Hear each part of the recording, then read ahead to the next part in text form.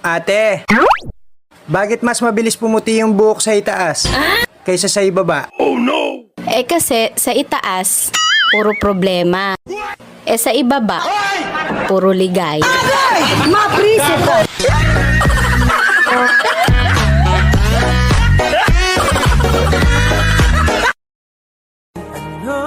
I always tell myself that it's okay.